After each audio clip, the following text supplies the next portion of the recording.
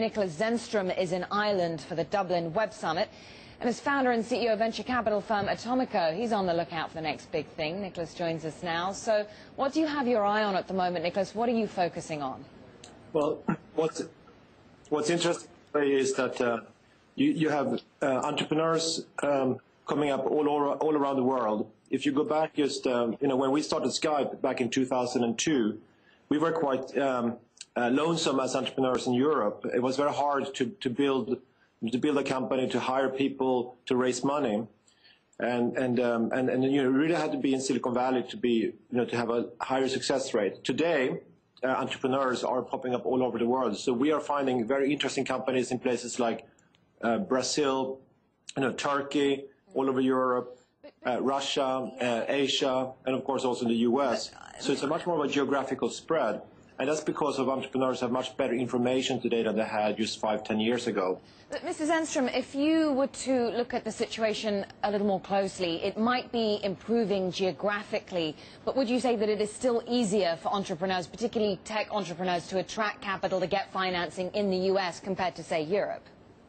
I would say that it's changing. In the US, there's more capital for sure than there are in Europe, but it's also important that people like myself who were successful entrepreneurs then take the next step and become a venture capital investor who can then invest in the next generation of entrepreneurs in Europe and other places. But for sure there are more capital in the US. The other thing that you also have in the US, in Silicon Valley, you have much more high concentration of talent. You have higher concentration of engineers. The problem is that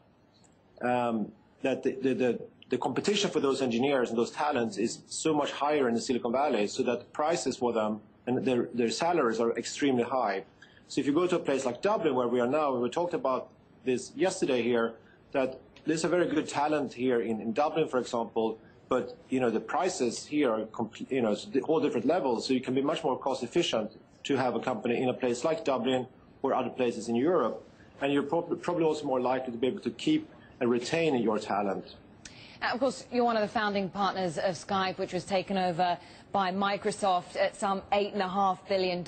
I mean, this price was 32 times higher than Skype's operating profits. Do you see the risk of a tech bubble forming? Are we already there? I think that what you see now is that there are certain companies which are priced at a high level, and certainly the big successful companies, the companies which are the category leaders, and they get higher and higher premium than they had before. And I think one of the reasons that they have that is that it becomes much more clearer that on the internet you have global winners and regional losers. So the price differential between the number one and number two becomes quite substantial. So that's why investors are always looking for the category leader or the emerging category leader, and they typically get a higher premium than the others. So do you think then that we will continue to see do you think we'll continue to see larger established companies perhaps paying higher prices for new smaller businesses because it adds some sort of enhancement to their own strategy, as we saw with Microsoft and Skype? Is that something that we're going to continue to see, or will valuations come down at some point? I think you will continue to see acquisitions, because the big tech companies, they have very large piles of cash sitting around, and as they get bigger, typically that's not for all companies, but a lot of larger companies, that the level of innovation slows down, and it may be better for them to acquire innovation from startup companies.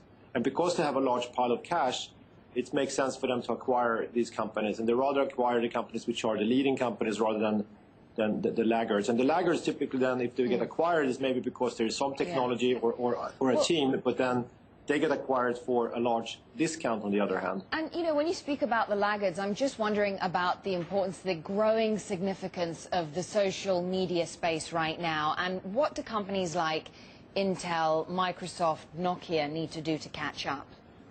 Well, those companies that you mentioned, they're in a completely different industry than the social media companies, because on the internet you have the infrastructure, you have the companies who provide the network, which are of course the telecom operators, and the company providing their equipment, companies like Cisco and others, and then you have Intel and the other hardware manufacturers, and even companies like Samsung are there. and they provide devices and the infrastructure and the network. And on top of that, you have the online companies, which are completely different dynamics, completely different structures of companies, because these online companies have completely different dynamics in terms of capital efficiency and how they market their services and how they're set up. So they're very, very different. So a company like Intel is not going to catch up with a company like Facebook because they're using completely different markets. Okay, but are we going to see increasing crossover? For example, we've seen Facebook team up with Sky to offer free video calls. Is that something that's going to help Facebook fend off competition from Google?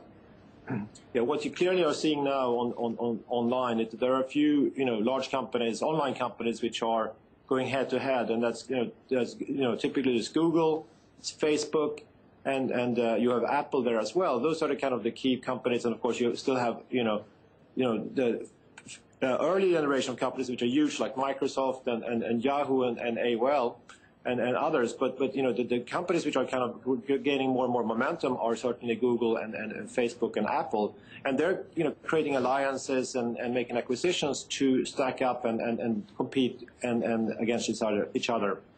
Thank you very much indeed, Niklas Zennstrom, CEO of Atomico and of course one of the founding partners of Skype.